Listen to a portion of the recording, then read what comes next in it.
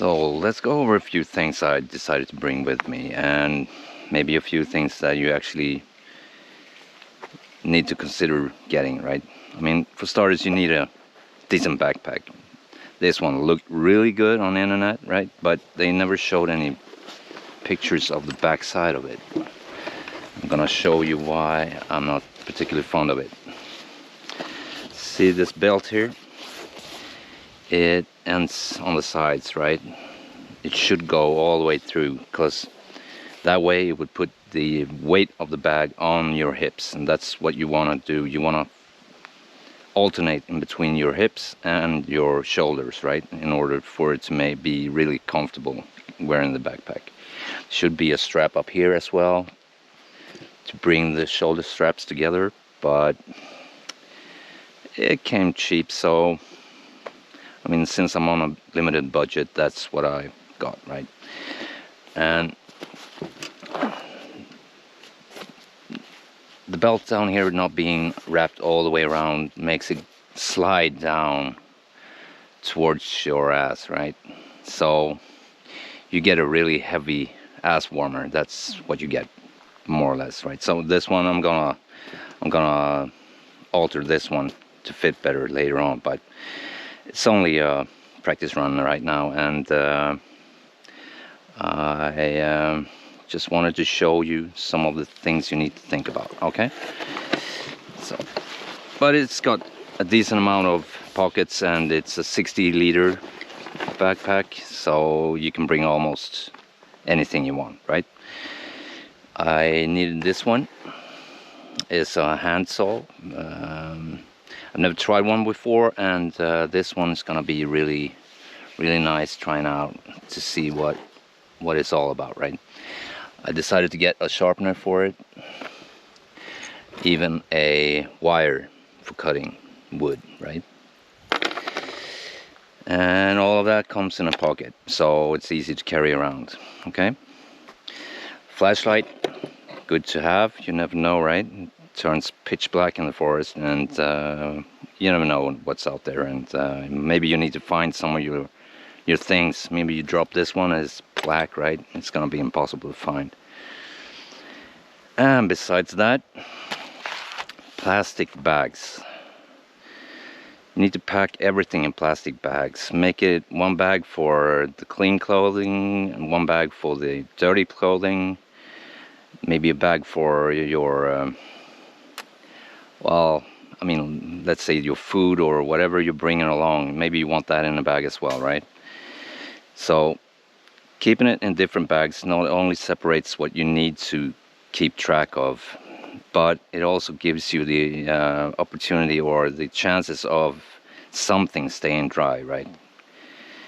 Because once you're in nature, you want your clothes to be dry, and even if it's dirty and it's still dry, you put it on. I mean, like, it's not a contest in the wilderness, right? And another reason for it to be packed in plastic bags is that when you put something in a plastic container, it closes in a pocket of air, right? Which makes this bag a flotation device. So if you ever need to cross a lake, or you're just somewhere where you're not able to push through because of water, a body of water, right? It's gonna float. So it will help you cross that, possibly, I mean, maybe a lake or something like it, like a small stream or whatever, where you need to, maybe not carry your bag. You can easily put it in the water, let it float, and you're gonna bring it across anyway, right? You can fasten it to a rope, you go over and you pull it with the rope over to the other side, because the bag is heavy and it is gonna have the potential of rocking your balance, right? And you don't want to fall in water if you're crossing a stream, for an example. So except for that, I got myself a machete, and brine, I think you call it. This one is for making fires, even though I am using a lighter. I mean, we live in the century for lighters, so if you have a lighter, use it. It's not a contest for making fire with sticks, you know? Get over it. And I'm bringing my axe along in case I need to chop wood. It's not very likely. I mean, the wood is jam-packed of dry wood, so it's not gonna pose a problem, all right? This kitchen, it is a wood alcohol kitchen, and it is actually an active part of any ranger unit's cooking utensils in the Swedish military, and it works really, really well. I highly recommend it. It is it's well worth the money. It's not that expensive. I mean, you can even buy it from China, I think. So do it. The alcohol for it, and I'm not gonna need all of that, but just in case, bring. I mean, a liter is not that heavy to carry. Like, that's a kilogram, right? And if you want to stay longer, I would recommend that you get passive fishing equipment, right? Like a small net or whatever that you can catch fish while you're not actively fishing.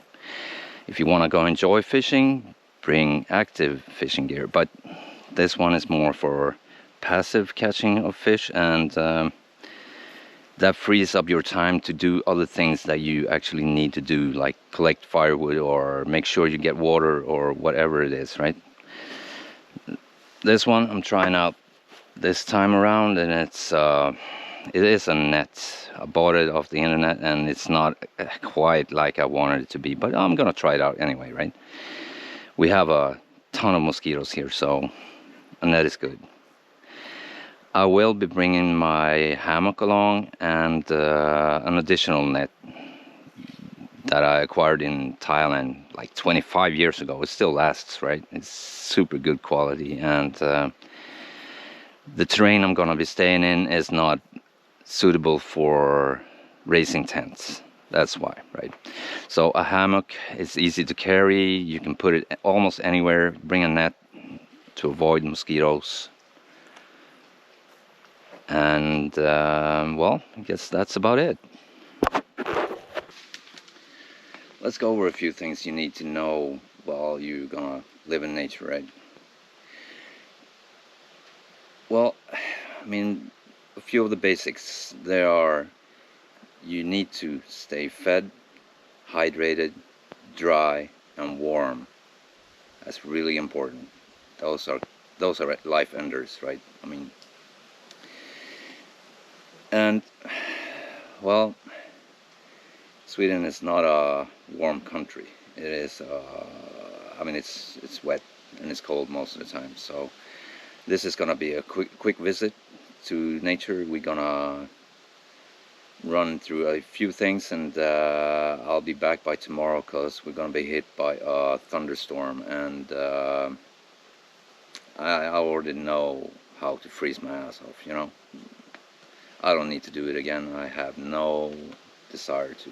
Okay. Well, that being said, I will make some introductions along the way to what Swedish nature is like, and well, I will try to go over what you need to think about. But since every country is different from each other, right, you're gonna have to look into some minor details on your own as well, like what you actually can live off, right? Because that is gonna vary from country to country. 100% sure about that, right? That is guaranteed. But I mean, the basics: you can live off fish, you can live off game, you can live off roots, berries, mushroom. Maybe some countries have the same mushrooms, I think, more or less, at least, right? And well, you know, we'll get to it. All right, see you soon.